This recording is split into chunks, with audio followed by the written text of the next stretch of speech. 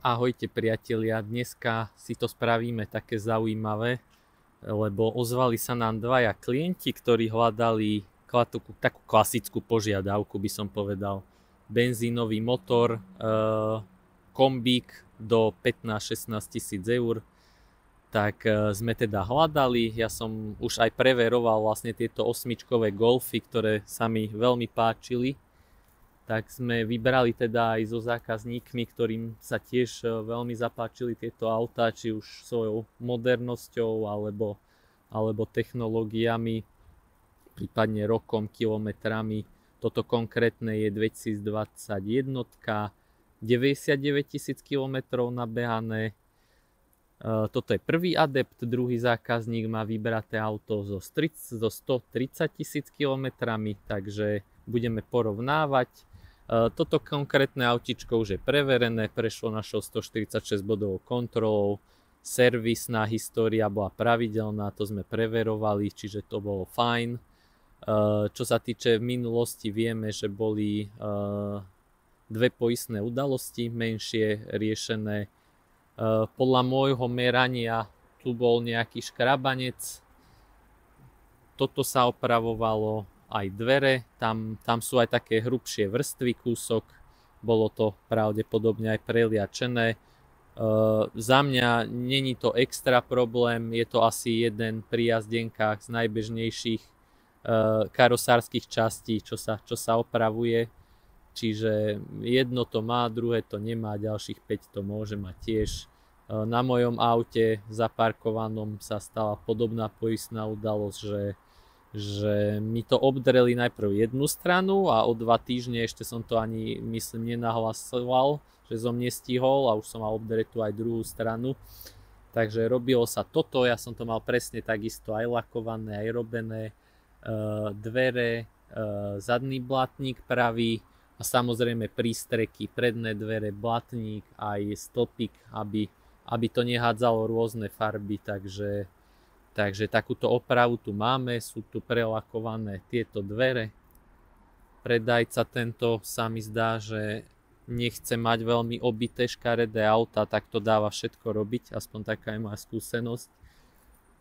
Čo sa týče brzdy, pneumatiky v dobrom stave, zdajú sa mi trošku hlučnejšie na jazde tie pneumatiky. Ťažko povedať, Pirelky som nemal osobne súkromne, nemám skúsenosť extra s nimi, zdali sa mi kúsok hlučnejšie. Vzadu sú iné pneumatiky, dezenovo dobré, škoda, že sú rozdielne, ale hold, všade to tak býva. Tlmiče suché, takisto roky výroby, sú tam pôvodné brzdy v dobrom stave, predné aj zadné. Motorický auto, úplne bez problémov, studený štart super, motor suchý, tam vôbec nie sú výhrady, aj ide pekne, testovacia jazda úplne bez problémov. Interiér vyzerá takto, interiér je pekný.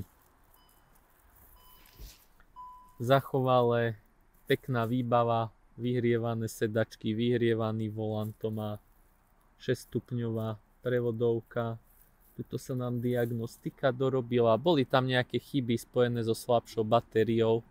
Takisto aj štart-stop je deaktivovaný, ja som ho nedeaktivoval manuálne, takže keď býva pokles, najčastejšie to býva tým, že auto si aj deaktivuje ten štart-stop, nech sa trochu nabije tá batéria, auto možno dlhšie stálo, takže potrebuje možno pojazdiť, dobije sa to, keď sa to nedobije, bude treba rátať s výmenou batérie. Adaptívny tempomat, ako všetko, čo človek potrebuje, tu je, takže za mňa fakt, že není tu problém v tomto smere. Vzadu takto, tuto môj bordelík nahádzaný, sklá sú pôvodné takisto. Minule som mal výhradu, že kufre neukazujem, keď pre mňa to není nejaká priorita. Aha, veľa vám neukážem, lebo sú tu letné pneumatiky hodené, ktoré sú k autu. Myslím, že Matadorky 2023, dezen slušný, poteší. Neviem prečo sú dve, ale to ešte zistíme. Kufor pekný, zachovali. Tuto nám chýba pravdepodobne takáto časť. Musím sa pozrieť na tom ďalšom aute, či to tam tiež nie je, respektíve čo tam má byť, lebo Nie som si istý, či to je na trojuholník alebo čo to je. Takže prvý kúsok nám dopadol takto a dáme si vedieť za 2 hodinky po kontrole, ako druhý kúsok dopadne. Tak kamaráti, máme preverený aj druhý kúsok. Nejaká slušná V8 si tu zadunela. Druhý kúsok má 130 000 km, je lacnejší, plus minus autobus o nejakých 1000 eur, mám taký pocit. Má najazdených 130 000, ten druhý mal 99 000. Tento konkrétny kúsok je nelakovaný, nehavarovaný. To sme tiež pomáhali vlastne zákazníkovi vyberať. Nejaké skalky, ako aj na tom druhom, to je bežné, býva. Nové brzdové platničky, pneumatiky 224 zimáky.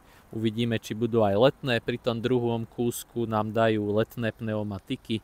Tie, čo boli len 2 kusy v kufri, tak tie neboli už viacej. Čiže 2 kusy nám chýbali. Čo také vám tu poviem o tomto aute, lebo je fakt v pohode, nemám nejaké veľké výhrady voči tomu. Brzdy, ako som spomínal, v dobrom stave, auto je pekné, takisto není nejaké obúchané, obité. Čelné okno bolo menené, čo som zistil. Servisná história tiež pravidelná. Vzadu je zdvíhák rozobratý, neviem prečo. To budú musieť dať do poriadku. Čo sme sa bavili pri tom druhom kúsku, že nám chýba, tak som to pozeral. Tu má byť takto trojuholník umiestnený, takže trojuholník tam chýba. Zdá sa mi, že bol hodený pod spodnou podlahou v kufri, tak ešte pozriem fotodokumentáciu, že či to tam naozaj je, že sa to len zacvakne, niekto to vyberal z nejakého dôvodu, možno mal defekt alebo čo. Takže tak, exteriér takto, dneska je strašná zima, aj keď je máj, lásky čas. Tuto je takýto detail, že volant je takýto biely od niečoho, neviem od čoho to býva. Funguje všetko. Batéria nám takisto píše diagnostika, že je slabšia. Auto si myslím, že fajn, pekné. Za tie peniaze nič človek lepšie nekúpi. Dneska toho není na výber. Aut je veľa, dobrých je málo a s riadnou históriou v dobrom stave ich je minimum, takže asi nenavyberáme lepšie auto. Za mňa spokojnosť a odporúčime aj toto prvé auto. Takisto budeme odporúčať, tam sa musí menší servis urobiť ešte pred odovzdaním, takže tak za nás. Takže dneska takto, ďakujem za sledovanie, teší ma, keď mi veľa z vás volá, že sa vám páčia moje videá, snažím sa to robiť ako viem najlepšie, tak vám ďakujem a teším sa na vás ako na zákazníkov. Držte sa.